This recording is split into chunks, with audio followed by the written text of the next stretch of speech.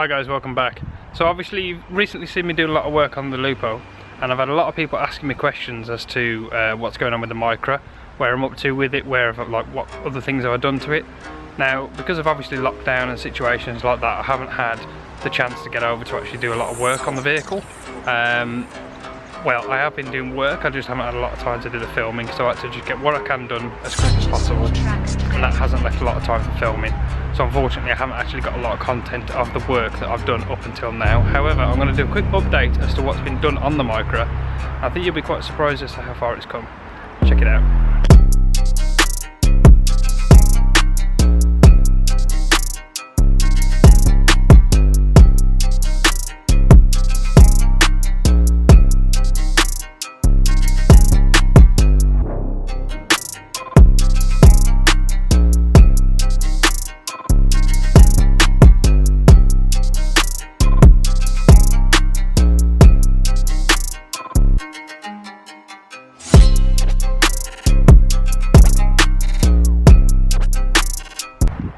So as you can see by those few clips, quite a lot of it has changed since you last saw it when it was just sat on axle stands. One of the main things that you'll notice is obviously the coilovers are all on now. I only had the one side done, and then with the BCs that I bought off Ash. And also these lovely rotor grids are on. Now they are a touch wide, but they fit with the amount of stretch that I've got on there. I don't really care about other people's opinions on stretch and stuff like that. It's what I wanted to do and I'm doing it my way. Oh, I'm getting attacked by a wasp. And obviously there are the Pulsar GTIR brakes that I refurbished.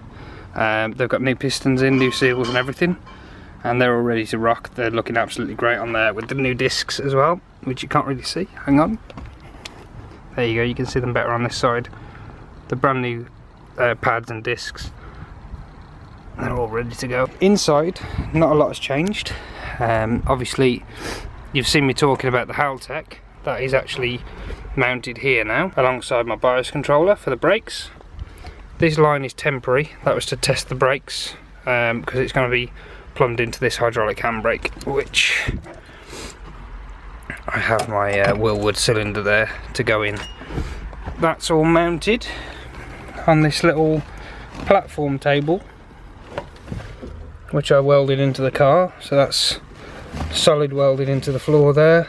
And it's welded into the car, so that's not going to go anywhere. That's obviously so that when you're pulling on this is moving at the moment because it's not bolted down, but when you're pulling on this it's not going to go nowhere. The short shifter isn't working very well at the moment. There is a reason for that. There is something missing. Yep, there you go. That's my lovely gearbox down there.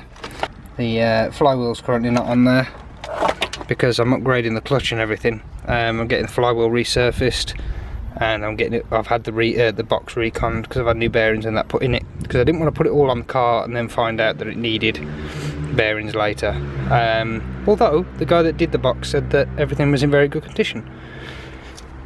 Last time you saw this turbo kit, it wasn't fully assembled. It was just bolted on loosely. It's now got all the right gaskets on. I took the turbo back off because although it looked good, it didn't look as good as oh, that sounded nice. Although it looked good, it didn't look as good as what it could do. So I've had this now mirror polished, which you can see it's very, very shiny. Hello. And I've painted in the little letters with a red touch-up pen just there. And obviously it's got all the custom-made spiked hardware that I had made by a fabricator, and the pipework that I've been building here, ready for the intercooler pipes. These are the brake lines that are now two split rears going to one single line that goes along and into the cab.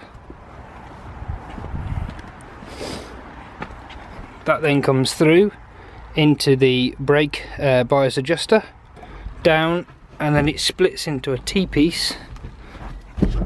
Oh, ow! It splits into a T-piece there to each line, which then comes along to my custom rear disc setup. This was an absolute faff to do, however it's fully working. Obviously we've got the Gizfab panhard rod in the rear, and there's the custom rear discs so they're all ready to go. And there's that lovely Gizfab box that Eden did for me. Absolutely awesome job, by the way, Eden. Once again, thank you very much. The rear end with the custom stickers that I had made with the 1.3 turbo and the JDM lights, and obviously that lovely Micra graphic there. Now, moving on to the inside once again. My lightweight door handle. I need to get some new clocks. I need one with a rev gauge, because for some reason Nissan decided, instead of seeing a rev gauge, what was important was your speed, the temperature, and a massive fuel gauge, so you knew that you didn't run out of fuel. The only benefit to that is if you're an elderly person and you can't see very well, you can always see your fuel because it's a massive gauge, it's hard to miss. The centre console is currently out because obviously I've been wiring in the Haltech, but I've got my little cluster of gauges here. I've got my AEM wideband gauge there and my Turbo Smart Boost gauge, and I'm having a custom gauge made to fill this space here, and that will be sitting just there, so I'll be able to see everything I need to about the car. You may remember I used to have a kill switch here. That had been relocated up to here because I'm going to have it on the dashboard, because I needed another little thing down here which I'll show you in another video. But yeah, oh, I've got this as well. I've got a red bicycle grip that I'm going to be using for my hydraulic handbrake. When you're sitting with your foot on the clutch and you pull that in, I've got a micro sensor that's going to be wired into here, so when you engage this, it will engage launch control for the vehicle.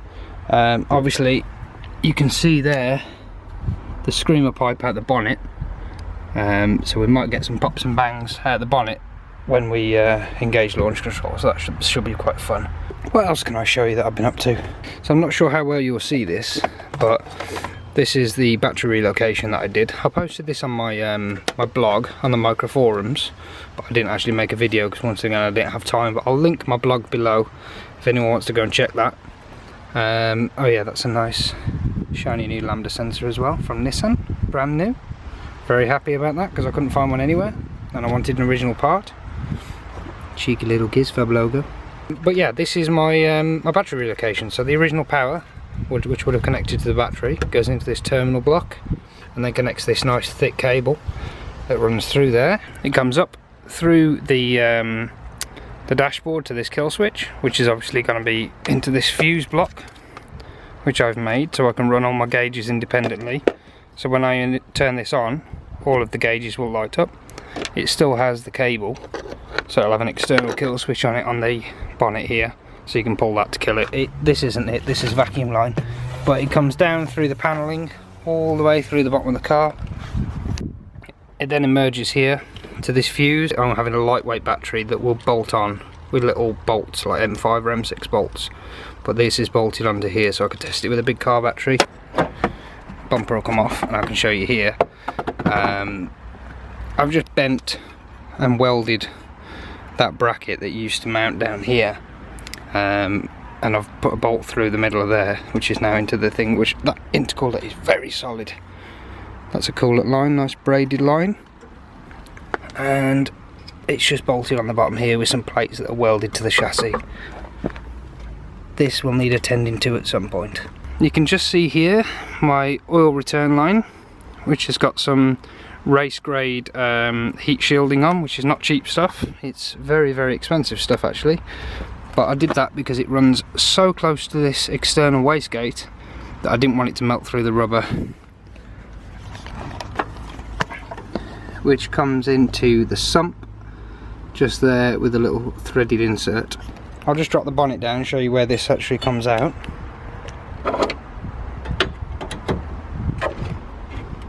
So when this comes down, that's where the screamer sits, just slightly off centre, but yeah, you can just about see it from the driver's view. Once again, there are those lovely carbon vents. So good to see this car in the sun.